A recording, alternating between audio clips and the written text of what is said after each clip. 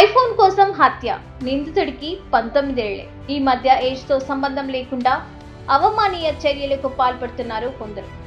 Social మీడియాలో లైక్లు, ఫాలోవర్ల కోసం యువత ఎంతకైనా బరి తెగిస్తోంది. అయితే ఈ వ్యామోహం చివరకు ప్రాణాలు తీసే స్థాయికి చేరడమే ఇప్పుడు తీవ్ర ఆందోళన కలిగిస్తోంది. ఉత్తరప్రదేశ్లో జరిగిన ఓ దారుణ ఘటనే ఇందుకు నిదర్శనం. కేవలం ఐఫోన్తో రీల్స్ చేయాలన్న పిచ్చితో ఇద్దరు మైనర్లు ఓ యువకుడిని అత్యంత కిరాతకంగా హత్య చేశారు. బెంగళూరుకు చెందిన షాదాబ్ అనే యువకుడు ఉత్తరప్రదేశ్లోని నాగౌర్ గ్రామంలో ఉంటున్న తన మేనమామ వివాహ వేడుకకు హాజరయ్యాడు. అయితే జూన్ 21 తేదీ నుంచి అతను అకస్మాత్తుగా కనిపించకుండా పోయాడు. ఆందోళనకు గురైన కుటుంబ సభ్యులు పోలీసులకు ఫిర్యాదు చేశారు. కుటుంబ సభ్యుల ఫిర్యాదుతో రంగంలోకి దిగిన పోలీసులు గాలింపు చర్యలు చేపట్టారు. ఈ క్రమంలో గ్రామ శివార్లోని ఓ పాడుబడిన బావిలో షాదాబ్ మృతదేహాన్ని గుర్తించారు పోలీసులు. మృతుడి మెడపై కత్తి గాయాలు, తలపై బలమైన గాయాలు ఉండడంతో దీనిని హత్యగా నిర్ధారించి అనుమానాస్పద మృతిగా కేసు నమోదు చేసుకుని పోలీసులు దర్యాప్తు ప్రారంభించారు.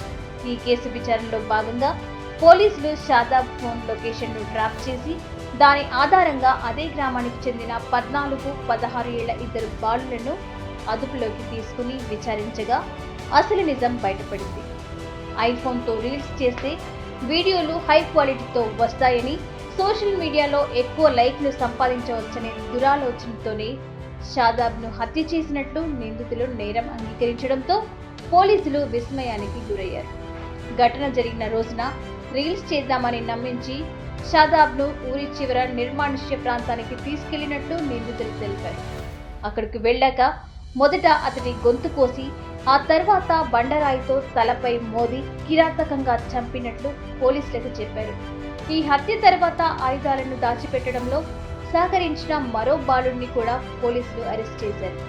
అరెస్ట్ చేసిన 3 మైనర్లను గోండా ప్రాంతంలోని డివిజనల్ జువైనల్ హోమ్కు పోలీసులు తరలించారు.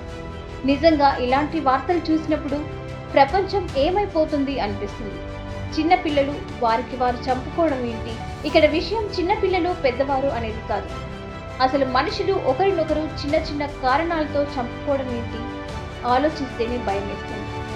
సోషల్ మీడియా మోస్ కోసం ఇంతటి దారుణానికి పాల్పడటం స్థానికంగానే కాదు, దేశవ్యాప్తంగా తీవ్ర కలకలం రేపుతోంది.